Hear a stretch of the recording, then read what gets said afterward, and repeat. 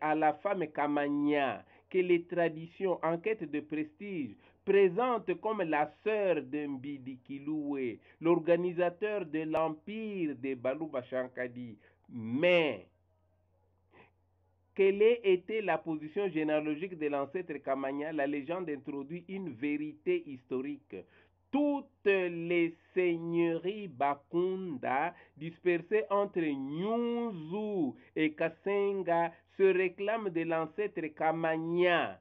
Cet ancêtre Kamanya des souches Luba et toutes acceptent indifféremment l'appellation Bakunda Benakamanya ou simplement l'appellation de Benakamanya Kamato. Au niveau donc des faits historiques, le même auteur enchaîne. Le processus de l'avènement de Bakunda Benakamanya fut complexe.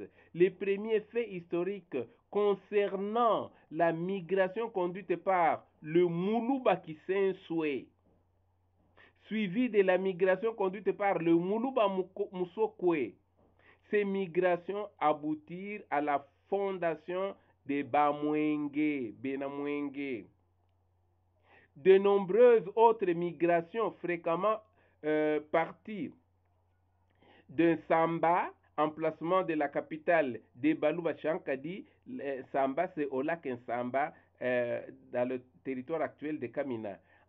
Entre Kamina et Kabongo, donc, atteignirent l'entre Lualaba, Tanganyika et influencèrent le développement du futur complexe Bakunda. Ce brassage de groupes humains à partir d'un fond de populations originaires du Maniema, dit-il, auquel vinrent se mêler des émigrants Baluba Shankadi, des éléments donc appartenant aux tribus de la civilisation du triangle nord-est et des Bamwenge, donnant naissance au complexe émietté de Bakunda. C'est ce qu'il dit.